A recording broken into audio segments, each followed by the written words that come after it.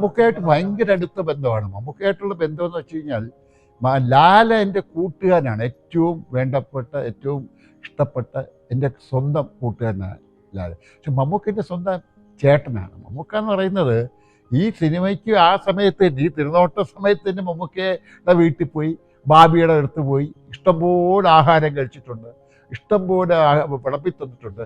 ഇന്നും ഈ പറഞ്ഞ ലാലുവായിട്ടുള്ള പോലെ ഒരു കോണ്ടാക്ട്സ് ഇന്ന് മമ്മൂക്കയായിട്ട് എനിക്കുണ്ട്. അത് കാര്യം വെച്ചാൽ ഞാൻ കൂരിന്നൊരു പടം ഡയറക്റ്റ് ചെയ്യുന്ന സുരേഷ് കുമാറിൻ്റെ പടമാണ്. സാമ്പത്തികമായിട്ട് വളരെ നഷ്ടപ്പെട്ട ഒരു പടമാണ്. അത് വലിയ ചിലവായിട്ടില്ല, അതായത് സത്യം.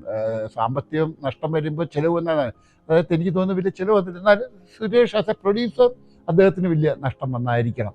പക്ഷേ മമ്മൂക്ക വളരെ വളരെ ഒരു റെമ്യൂണറേഷൻ പ്രതീക്ഷിച്ചൊന്നും അല്ല വന്ന് അഭിനയിച്ചു. അത് അന്നത്തെ ഞങ്ങളുടെ ബന്ധം വെച്ച് വന്ന് മമ്മൂക്ക അഭിനയിച്ചു, ഞാൻ ഡയറക്റ്റ് ചെയ്തു. അത് കഴിഞ്ഞ് ആയിരപ്പറ എന്നൊരു പടം മമ്മൂക്ക വെച്ച് ഞാൻ പ്രൊഡ്യൂസ് ചെയ്തു, വേണുനാളിൽ വെച്ച് ഡയറക്റ്റ് ചെയ്തു.